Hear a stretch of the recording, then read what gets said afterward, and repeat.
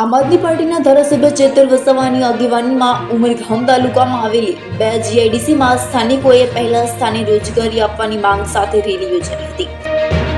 Sarigam GIDC માટે જમીનો આપનારા લોકોમાંથી 85% લોકોને હજુ સરકારે વાયદા પ્રમાણે નોકરી આપી નથી તેવા ચેતર વસાવાએ આક્ષેપ કર્યા છે।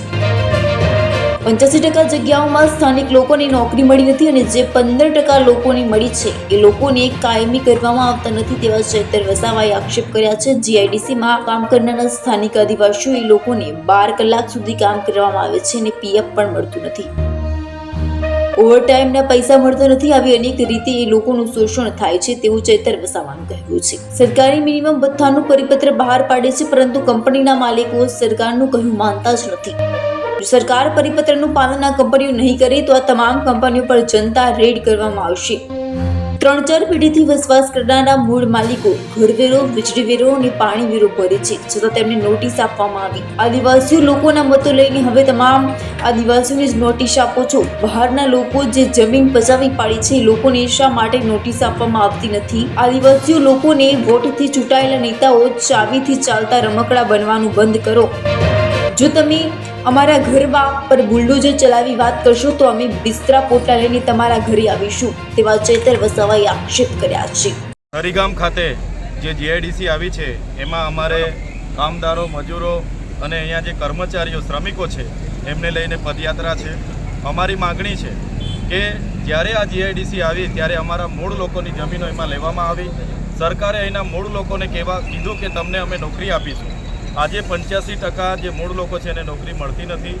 જે લોકોને થોડા ઘણા અંશે નોકરી મળે છે એ લોકોને પણ કાયમી કરવામાં આવતા નથી। 12 કલાક એમના પર કામ કરાવવામાં આવે છે, એમને પગાર સ્લિપ બનતી નથી, એમને ઇમ્પ્રીમેન્ટ મળતું નથી, એરિયસ મળતું નથી, પીએફ મળતું નથી, ઓવરટાઈમના પૈસા મળતા નથી અને એમનું શોષણ થાય છે। ત્યારે એમના ન્યાય માટેની આજે અમારી પદયાત્રાઓ છે। સાથે સાથે અમે સરકારને કહેવા માગીએ છીએ, એક બાજુ સરકાર મિનિમમ વેજીસનો પરિપત્ર બહાર પાડે છે અને આ જીઆઈડીસીના કારખાના માલિકો, કંપની માલિકો સરકારનું પણ માનતી નથી। ત્યારે એ મુદ્દાને લઈને આજે અમારી પરિપત્ર છે। જો સરકારના પરિપત્રનો અમલ આ લોકો નહીં કરશે, આવનારા દિવસોમાં તમામ કંપનીઓ પર જઈને અમે જનતા રેડ કરીશું।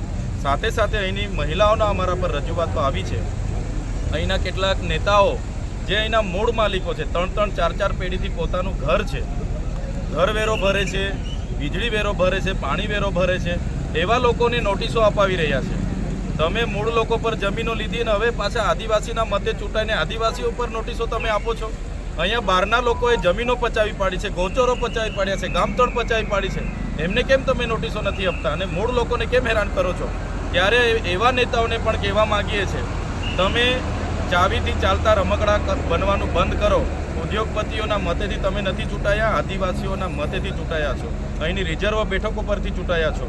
જો તમે અમારા લોકોના ઘરો તોડવાની વાત કરશો, બુલડોઝર ફેરવવાની વાત કરશો, અમારા લોકોને હેરાન કરવાની વાત કરશો, આજે તો અમે પદયાત્રા કરીને રેલી કરીએ છીએ, પણ એ દિવસોમાં અમે રેલો રહીને તમારા ઘરે આવીશું, બિસ્તરા પોટલા સાથે મહિના તમારા ઘરે રહેવું પડશે, અમે રહીશું, પણ અમારા લોકોને હેરાન થવા નહીં દઈએ। એ આજના આ રેલીના માધ્યમથી અમે સંદેશો પણ આપવા માગીએ છીએ।